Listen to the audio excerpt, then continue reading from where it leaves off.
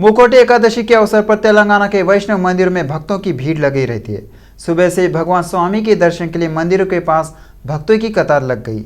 भगवान स्वामी ने तेलंगाना के प्रसिद्ध मंदिरों जैसे यादाद्री लक्ष्मी नरसिम्हा स्वामी क्षेत्र और भद्राद्री रामालय से उत्तरी द्वार से भक्तों को दर्शन दिए।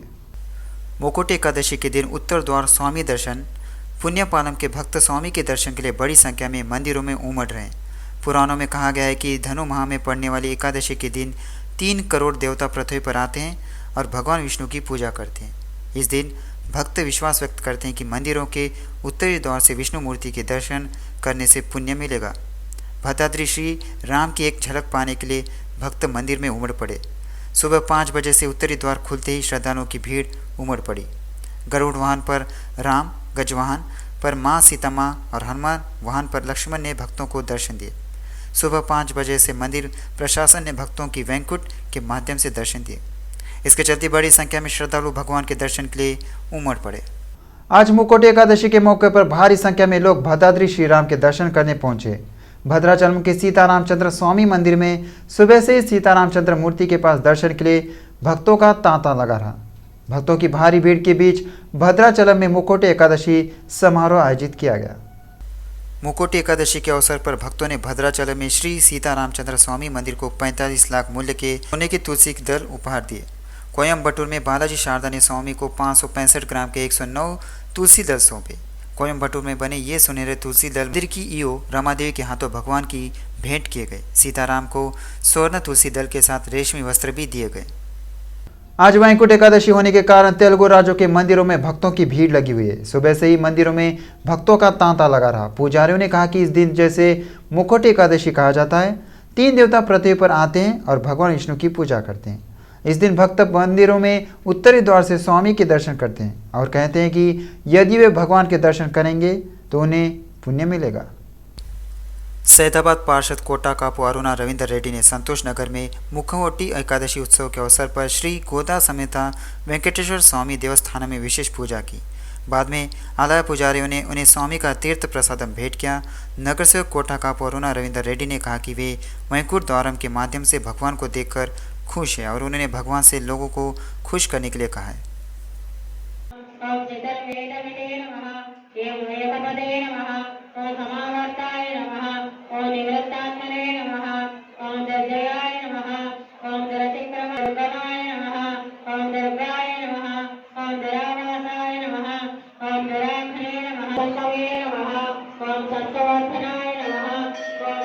मुकोटी एकादशी के अवसर पर सनतनगर निर्वाचन क्षेत्र के रंगोपलपेट में लक्ष्मी नारायण मंदिर को मंदिर के संस्थापक परिवार के सदस्यों द्वारा भव्य रूप से सजाया गया था। हजारों श्रद्धालुओं ने उत्तरी द्वार से प्रवेश कर नारायण के दर्शन किए। इस अवसर पर संस्थापक ट्रस्टी सदस्य गुमाडेली श्रीनिवास ने कहा कि हम भक्तों से कोई शुल्क नहीं ले रहे हैं और हम संस्थापक परिवार ट्रस्ट के तत्वाधान में बड़े उत्सवों का आयोजन कर रहे हैं।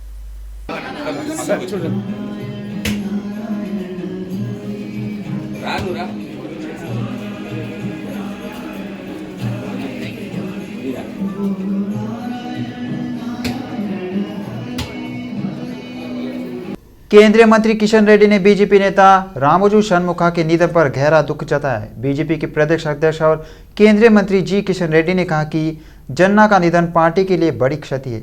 भाजपा के वरिष्ठ नेता श्री रामोजू शनमुखा का शनिवार को निधन हो गया। इस मौके पर उन्होंने कार्यकर्ताओं के परियोजनों के प्रति गहरी संवेदना व्यक्त की। किशन रेड्डी ने कहा कि रामोजू शनमुखा ने राज्य में बजरंग दल और हिंदू वाहिनी को मजबूत करने के लिए कड़ी मेहनत की है। उन्होंने आदिलाबाद जिले के इंद्रवेली अमरूला स्तूपम में भाजपा द्वारा आयोजित पहले कार्य में महत्वपूर्ण भूमिका निभाई। ज्ञात हो कि उन्होंने अपनी राजनीतिक शुरुआत आरएसएस से की थी। वह अंत तक पार्टी में बने रहे। उन्होंने राज्य में एबीवीपी के विस्तार में सक्रिय भूमिका निभाई और इसके विकास में योगदान किया। किशन रेड्डी ने कहा कि उनका निधन पार्टी और राष्ट्रीय स्वयं सेवक संघ परिवार क्षेत्र के लिए क्षति है। पूर्व मंत्री सनतनगर विधायक तलसानी श्रीनिवास यादव ने कहा कि वैंकुट एकादशी बहुत ही शुभ दिन है। उन्होंने शनिवार को वैंकुट एकादशी मनाने के लिए सीताफल मंडी डिवीजन के नामला गुंडू में श्री कल्याण वेंकटेश्वर स्वामी के दर्शन किए। स्वामी के दर्शन और विशेष पूजा करने के बाद मंदिर प्रशासकों ने उनका सम्मान किया। वैंकुट एकादशी के अवसर पर उत्तरी द्वार से भगवान वेंकटेश्वर स्वामी के दर्शन करने की प्रथा है। उन्होंने सभी व्यवस्थाएं करने के लिए मंदिर के प्रबंधन को बधाई दी ताकि कई भक्त जो तिरुमला तिरुपति देवस्थानम नहीं जा सकते वे यहाँ भगवान वेंकटेश्वर के दर्शन कर सके। तलासानी ने इस बात पर खुशी जताई कि हर साल इस मंदिर में आने वाले हजारों भक्तों को बिना किसी असुविधा के सुविधाएं प्रदान की जाए। उन्होंने स्वामी के आशीर्वाद से सभी लोगों के सुखी जीवन जीने की कामना की। रंगारेड्डी जिले के महेश्वरम मंडल केंद्र में श्री शिवगंगा राज राजेश्वर स्वामी मंदिर के पास एक निजी उद्यम में श्री वेंकटेश्वर स्वामी की एक मूर्ति मिली है। यहाँ के सभी स्थानीय लोगों का मानना है कि यह मूर्ति प्राचीन काल की है। प्रतिमा को देखने के लिए स्थानीय लोग भी बड़ी संख्या में पहुंचे। ग्रामीण और श्रद्धालु सुबह से ही इस प्रतिमा की पूजा अर्चना कर रहे। ग्राम सचिव ने नोटिस देकर यहाँ मंदिर के लिए ट्रस्ट बनाने को कहा। जिला अध्यक्ष श्रीनिवास, मंडल सचिव राजू बरगंडल, एरा राघवेंद्र ने चेतावनी दी कि यदि किसी भी अधिकारी ने मंदिर या मूर्ति को यहाँ से हटाने की कोशिश की तो वे बड़े पैमाने पर आंदोलन करेंगे। जैसे 1990 में विश्व हिंदू परिषद ने कार सेवा के जरिए आंदोलन किया था, वैसा ही आंदोलन यहाँ भी किया जाएगा। जंगमा जिले में क्रिसमस समारोह के दौरान प्रोटोकॉल को लेकर विवाद पैदा हो गया है। स्थानीय विधायक पल्ला राजेश्वर रेड्डी ने इस बात पर नाराजगी जताई कि क्रिसमस उत्सव के कपड़े वितरण फ्लेक्स में उनकी तस्वीर शामिल नहीं थी। बीआरएस के नेता अधिकारियों के व्यवहार से नाराज थे।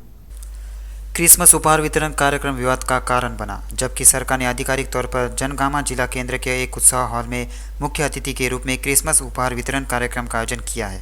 मंत्री कोंडा सुरेखा अधिकारियों ने पहले घोषणा की थी कि विधायक पल्ला राजेश्वर रेड्डी किसी अन्य स्थान पर मुख्य अतिथि के रूप में वितरण कार्यक्रम का संचालन कर रहे हैं। हालांकि मंत्री कोंडा सुरेखा के कार्यक्रम में नहीं आने पर डीसीसी अध्यक्ष कोमिरी प्रताप रेड्डी ने उपहार बांटे। विधायक पल्ला राजेश्वर रेड्डी और बीआरएस नेता इस बात से नाराज थे कि विधायक रहते हुए वे डीसीसी अध्यक्ष के साथ कैसे वितरण करेंगे। इसी क्रम में जनगामा जिला कलेक्टर के चैम्बर में विरोध प्रदर्शन किया। बाद में उनकी कलेक्टर शिवलिंगया से बहस हो गई। पल्ला राजेश्वर रेड्डी ने गवाही दी है कि क्रिसमस उपहार वितरण कार्यक्रम से पहले निमंत्रण नहीं मिला था और सभी अधिकारी सत्तारूढ़ दल के सामने झुक रहे थे। उन्हें इस बात की चिंता थी कि कार्यक्रम में डीसीसी के अध्यक्ष को मंच पर कैसे बुलाया गया और कम से कम फ्लेक्सी पर उनकी फोटो तो नहीं लगी। विधायक पल्ला राजेश्वर रेड्डी ने कलेक्टर पर गुस्सा जाहिर करते हुए कहा कि उनकी फोटो के बिना डीसीसी अध्यक्ष की फोटो कटआउट में कैसे लगाई जा सकती है।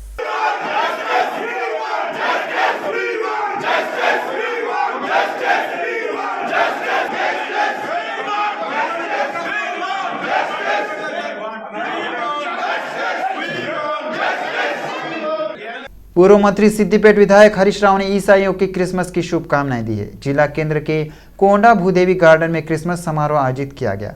इस कार्यक्रम में विधायक हरीश राव शामिल हुए। इस मौके पर केक काटा गया और प्रदेशवासियों को क्रिसमस की शुभकामनाएं दी गई।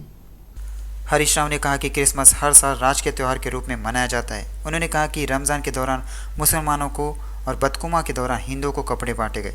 इसमें उल्लेख किया गया है कि मैंने निर्वाचन क्षेत्र में चर्चों के निर्माण में योगदान दिया है। हमने सिद्दीपेट में एक ईसाई इमारत बनाई। विधायक हरीश राव ने कहा कि हमने ईसाइयों की कब्रों के लिए भी जगह दी है। हैदराबाद शहर के भोजन प्रेमियों के लिए लुलु मॉल में एक नया fire stone grill bouquet restaurant खोला गया। प्रबंधकों ने बताया कि सारा खाना आयतित ज्वालामुखी पत्थर पर बनाया जाता है और इसका स्वाद यहाँ के व्यंजनों को नया स्वाद देता है। यह एक बार में 200 से ज़्यादा लोग बैठकर इन जायकों का मजा ले सकते हैं। अंतर्राष्ट्रीय स्तर पर प्रसिद्ध शेफ लाए जाते हैं और सभी प्रकार के खाद्य पदार्थ तैयार करते हैं।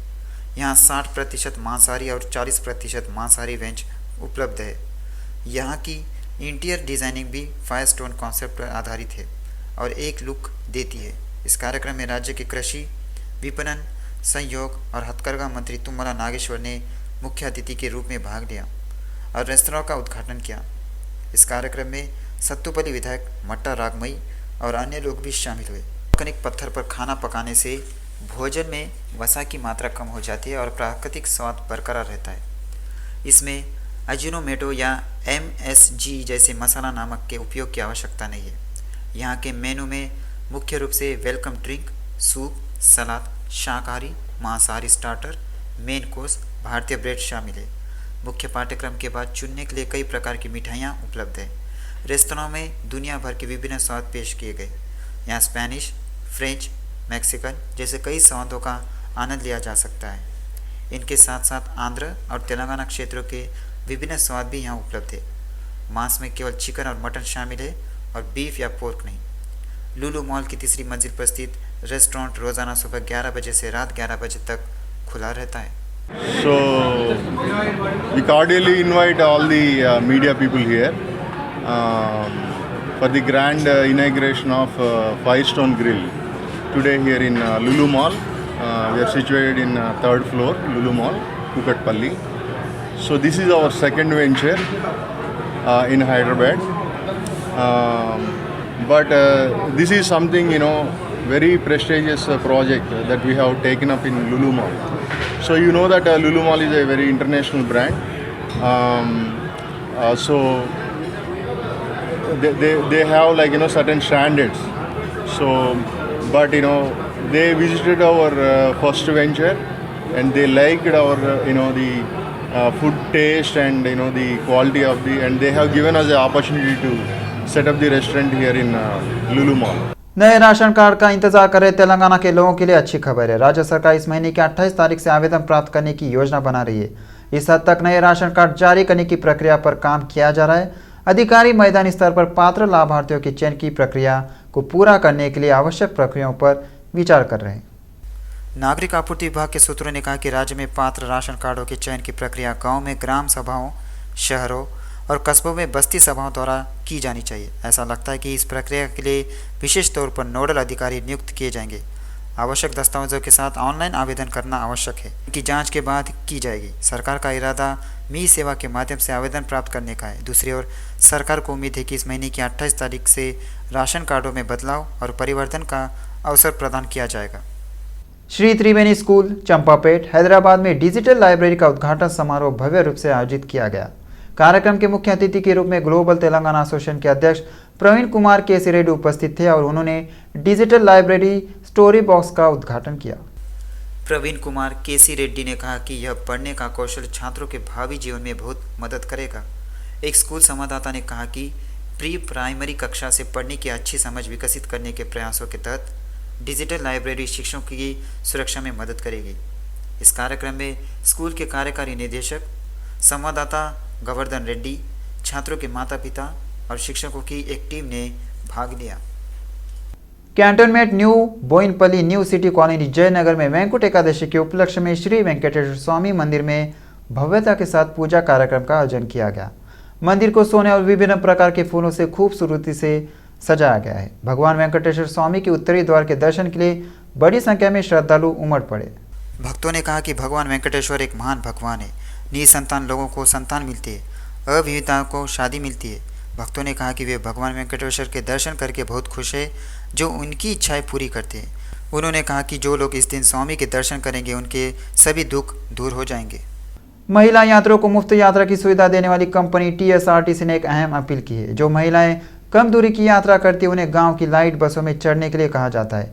टीएसआरटीसी के एमडी सज्जना ने कहा कि चूंकि छोटी दूरी की यात्रा करने वाले लोग ज़्यादातर एक्सप्रेस बसों में चढ़ रहे हैं, इसलिए लंबी दूरी की यात्रा करने वाले यात्रियों को कठिनाइयों का सामना करना पड़ रहा है। टीएसआरटीसी के एमडी सज्जना ने यात्रियों को कठिनाइयों को दूर करने के लिए छोटी दूरी की यात्रा करने वाली महिलाओं से गांव की हल्की बसों में चढ़ने की अपील की है। दूसरी ओर कुछ महिलाएं कर्मचारियों पर बसों को अनुमति के बजाय बीच में ही रोकने का दबाव बना रही है और अब से एक्सप्रेस बसें केवल अनुमत चरणों पर ही रुकेंगी। सज्जना ने स्टाफ से इस संबंध में सहयोग करने को कहा। उन्होंने बताया कि टीएसआरटीसी प्रबंधन कर्मचारियों से दूर दराज के इलाकों के यात्रियों को प्राथमिकता देने की अपील कर रहा है। इस महीने की 21 तारीख को हैदराबाद के रानीगंज में पुलिस ने एक कंपनी से चोरी करने वाले आरोपी को गिरफ्तार किया था। एक पुलिस अधिकारी ने बताया कि उसी कंपनी में काम करने वाले बोया वीरन ने रात में कंपनी का शटर तोड़ा और अंदर घुसकर 13 लाख कैश चुरा लिया। बताया जा रहा है कि आरोपियों के पास से कुछ नकदी भी बरामद की गई है। उन्होंने 24 घंटे के अंदर केस सुलझाने पर पुलिस कर्मियों को बधाई दी और प्रशस्ति पत्र दिया। तेलंगाना में जैसे जैसे नए कोविड मामले दर्ज हो रहे, लोगों में कोरोना का डर बढ़ता जा रहा है। राज्य स्वास्थ्य विभाग ने खुलासा किया है कि पिछले 24 घंटों में 9 नए कोरोना मामले दर्ज किए गए हैं। राज्य में अब तक कोरोना के 27 मामले सामने आ चुके हैं और एक ठीक हो चुका है। 9 नए दर्ज मामलों में से 8 हैदराबाद के हैं और एक रंगारेड्डी जिले का है। तेलंगाना में रिकवरी रेट 99.51% है। नीलोफर में 2 महीने के बच्चे में कोरोना पाया गया है और बच्चे का इलाज वेंटिलेटर पर किया जा रहा है। कोरोना के मामले बढ़ने के कारण चिकित्सा अधिकारियों ने सुझाव दिया है कि 10 साल से कम उम्र के बच्चों और 60 साल से ऊपर के बच्चों को वेंटिलेटर पर रखा जाए। उम्र के लोगों को सावधान रहना चाहिए, वे अनावश्यक रूप से अपने घरों से बाहर न निकले। डॉक्टरों ने सुझाव दिया है कि जो भी बाहर निकले उसे मास्क पहनना चाहिए। यदि आपको बुखार, खांसी, सर्दी, गले में खराश और सांस लेने में कठिनाई है तो आपको तुरंत कोविड की जांच करानी चाहिए।